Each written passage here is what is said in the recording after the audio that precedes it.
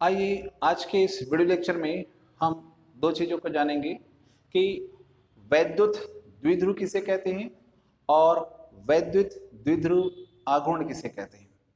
क्योंकि ये बहुत ही बेसिक क्वेश्चंस है और ये एक ऐसा टॉपिक है, ये एक ऐसा वर्ड है जिसको जब तक आप समझ नहीं सकेंगे, नहीं समझेंगे, तब तक आपके लिए जो बड़े क्वेश्चंस है उसको समझ पाना मुश्किल होगा। तो स्टार्ट करते हैं। सबसे पहले वैद्युत द्विध्रुव किसको बोलते हैं, तो परिभाषित करेंगे हम लोग वैद्युत द्विध्रुव। इसकी डेफिनेशन देखते हैं। यहां से देखते हैं, पहले वर्ड को समझते हैं। द्विध्रुव इसका मतलब होगा दो ध्रुव जरूर होंगे।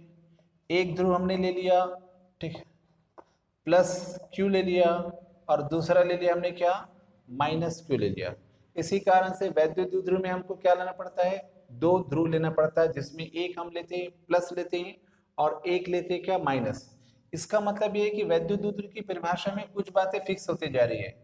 दोनों ध्रुव देखिएगा, एक प्लस है और एक माइनस है, तो यहां पर हो जाता है अपने पास ये दोनों के दोनों कैसे हैं, विजातीय ध्रुव, या फिर आप बोल सकते हैं विजातीय आवेश है अपने पास। और ऐसे विजातीय आवेश है जो एक दूसरे से बहुत ही कम दूरी पर होते हैं, ज्यादा दूरी पर नहीं होता, ये अल्प दूरी पर होते हैं। और दोनों की खास बात क्या है, इसका परिमाण जितना होगा प्लस आवेश का, उतना ही परिमाण होगा माइनस आवेश का। इसका मतलब ये हो जाएगा कि ये आवेश कैसे होंगे, परिमाण में समान होंगे। तो वैद्युत द्विध्रुव को परिभाषित करने के लिए पहले मोटी मोटी हम जान लेते हैं। द्विध्रुव मतलब दो ध्रुव होंगे उसमें, और दोनों ध्रुव कैसे होंगे, विजातीय होंगे या फिर विजातीय आवेश होंगे। और दोनों के बीच की दूरी कैसी रहेगी, बहुत कम होगी, अल्प दूरी जिसको बोलते हैं। और दोनों का परिमाण आपस में क्या होगा, बराबर होगा। तो यहां से हमको पता चलने वाला है कि वैद्युत ध्रुव किसको बोलते हैं। ठीक, जब समान परिमाण के दो विजातीय आवेश, जब समान परिमाण के दो विजातीय आवेश एक दूसरे से बहुत ही कम दूरी पर स्थित होते हैं, अर्थात एक दूसरे से अल्प दूरी पर स्थित होते हैं, तब ऐसे ध्रुवों को हम क्या बोलते हैं, वैद्युत द्विध्रुव कहते हैं। अगेन फिर से बता दूं, जब समान परिमाण के विजातीय आवेश एक दूसरे से अल्प दूरी पर स्थित होते हैं, तो उन्हें हम क्या बोलते हैं, वैद्युत द्विध्रुव कहते हैं। जब हम कोई व्यंजक सॉल्व करते हैं तो वैद्युत द्विध्रुव के लिए ऐसा लिया जाता है। मान लीजिए आपके पास वैद्युत द्विध्रुव है ए बी, जिसमें ए पर माइनस क्यू आवेश या बी पर प्लस क्यू आवेश है। आप चाहो तो उल्टा भी कर सकते हैं, ए पर प्लस क्यू आवेश ले सकते हैं और बी पर माइनस क्यू आवेश ले सकते हैं। किसी किसी भी बिंदु पर किसी भी आवेश को आप ले सकते हैं, उसमें कोई फर्क नहीं पड़ता। आइए अब हम देखते हैं वैद्युत द्विध्रुव आघूर्ण की परिभाषा। वैद्युत द्विध्रुव आघूर्ण की परिभाषित करने के लिए ठीक छोटा सा हम लोग व्यंजक निकालते हैं। मान लीजिए हमारे पास क्या है, वैद्युत द्विध्रुव है ए बी, ए पर प्लस क्यू आवेश स्थित है और बी पर माइनस क्यू आवेश स्थित है।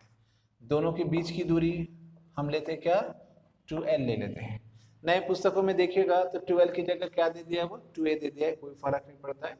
वैद्युत द्विध्रुव आघूर्ण, वैद्युत द्विध्रुव आघूर्ण को प्रदर्शित करते हैं हम लोग किससे, P से प्रदर्शित करते हैं, और इसका सूत्र होता है Q इंटू 2l।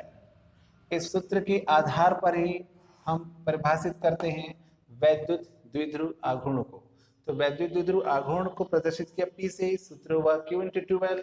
तो Q क्या होता है, कोई एक आवेश हो गया प्लस या माइनस में से, तो वैद्युत द्विध्रुव के किसी एक आवेश और उन दोनों आवेशों के बीच की दूरी के गुणनफल को हम बोलते हैं वैद्युत द्विध्रुव आघूर्ण। अगेन फिर से देखिएगा, आवेश लिया तो आवेश प्लस भी हो सकता है, माइनस भी हो सकता है, आवश्यकता अनुसार से कुछ भी हो सकता है। और उस आवेश को हमने क्या किया, दोनों वैद्युत द्विध्रुव जो रहता है उनके बीच की दूरी से गुणा कर दिया, तो हमको क्या प्राप्त होता है, वैद्युत द्विध्रुव आघूर्ण। तो परिभाषित कैसे करेंगे, वैद्युत द्विध्रुव के किसी एक आवेश और उनके बीच की दूरी के गुणनफल को वैद्युत द्विध्रुव आघूर्ण कहते हैं। और इसे प्रदर्शित करते हैं हम किससे, P से प्रदर्शित करते हैं। इसका यदि आप मात्रक देखेंगे तो SI में मात्रक, आवेश का मात्रक होता है कूलाम, और चूंकि 12 दोनों के बीच की दूरी है तो वो हो जाएगा मीटर में। तो ऐसे पद्धति में वैद्युत द्विध्रुव आघूर्ण का जो मात्रक होता है वो कूलाम मीटर होता है।